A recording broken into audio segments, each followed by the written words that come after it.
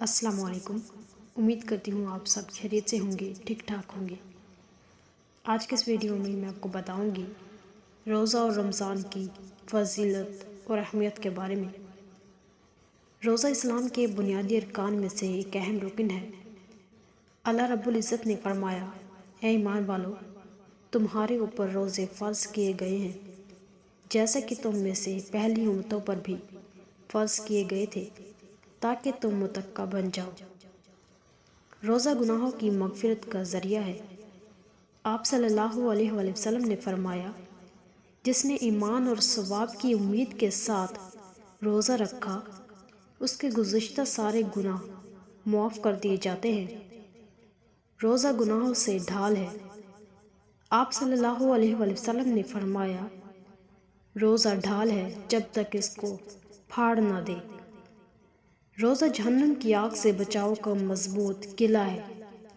آپ صلی اللہ علیہ وآلہ وسلم نے فرمایا، روزہ ڈھال ہے اور جہنم کی آگ سے بچاؤ کا مضبوط قلعہ ہے۔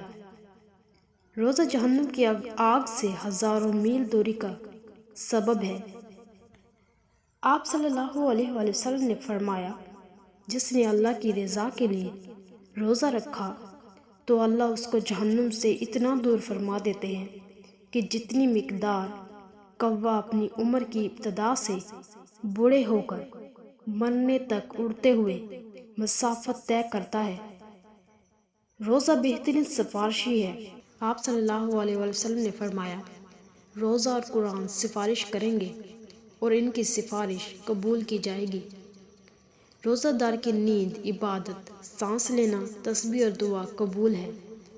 آپ صلی اللہ علیہ وآلہ وسلم نے فرمایا، روزہ دار کی نیند عبادت ہے، اس کا سانس لینا تسبیح ہے اور اس کی دعا قبول کی جاتی ہے۔ روزہ دار کے لیے جنت کی حور آراستہ اور مزین کی جاتی ہیں۔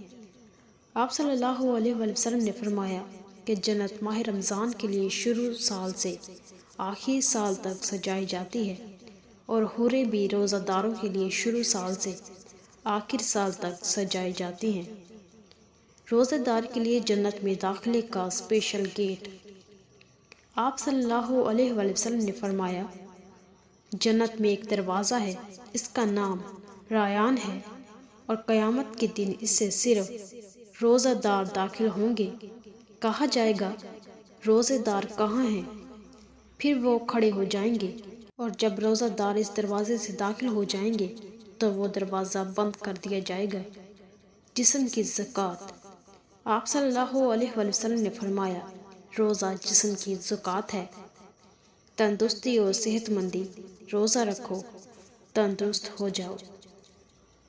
ہماری بھرپور کوشش ہونی چاہیے کہ اس ماہ مبارک میں اپنے اللہ کو راضی کر لیں، اپنے گناہوں کی بخشش کروا لیں، وگرنہ ایسا نہ ہو کہ سید الملائکہ کی بد دعا ہو اور سید الانبیاء صلی اللہ علیہ وآلہ وسلم کی آمین ہو۔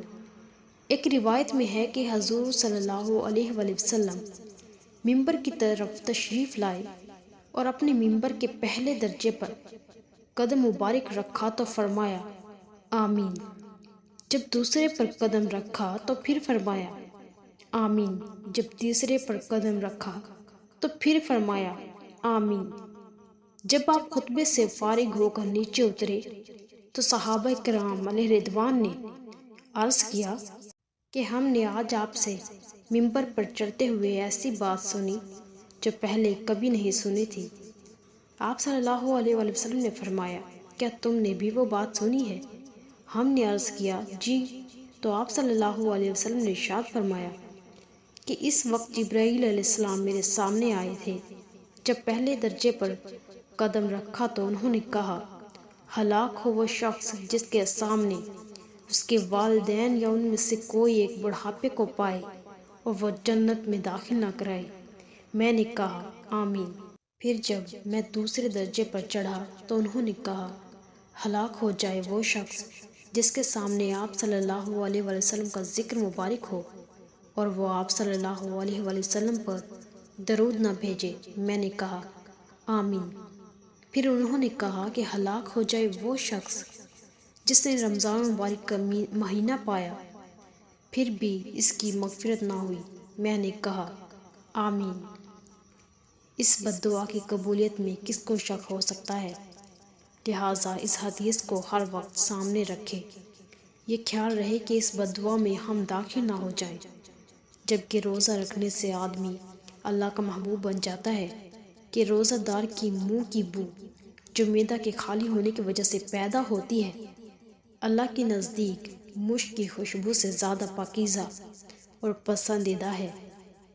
روزے کا صلہ اللہ عز و جل خود دیتے ہیں۔ چنانچہ ایک روایت میں ہے کہ اللہ عز و جل فرماتے ہیں کہ روزہ خاص میرے لیے ہے اور میں ہی اس کا بدلہ دوں گا۔ دوسری روایت کے مطابق اللہ فرماتے ہیں روزہ کا بدلہ میں خود ہوں۔ اسی محبت کی وجہ سے فرمایا کہ روزہ دار کے منہ کی بدبو اللہ کے ہاں مشک سے زیادہ پسندیدہ ہے، اور یہ محبت ہی تو ہے۔ محبوب کو محب سے ملاقات میں مزہ آتا ہے۔ فرمایا کہ روزہ دار کو اپنے رب سے ملاقات کے وقت فرحت ملے گی۔ سبحان اللہ۔ روزہ دار کا اعزاز کا اندازہ اس بات سے بھی لگایا جا سکتا ہے کہ جنت میں داخلہ کے لیے اللہ نے روزہ داروں کے لیے ایک علیحدہ دروازے کا اہتمام فرمایا۔ جیسا کہ حدیث میں ہے، جنت میں ایک دروازہ ہے جس کا نام ریان ہے۔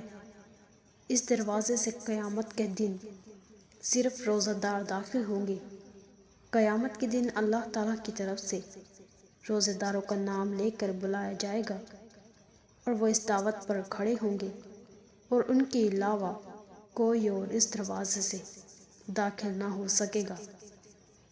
اللہ پاک سے دعا ہے کہ ہم سب کو رمضان مبارک کے سارے روزے رکھنے کی توفیق عطا فرمائے اور زیادہ سے زیادہ عبادت کرنے کی توفیق عطا فرمائے، اور ہماری عبادت اور روزوں کو اپنی بارگاہ میں قبول و منظور فرمائے۔ آمین۔ جزاک اللہ خیرہ۔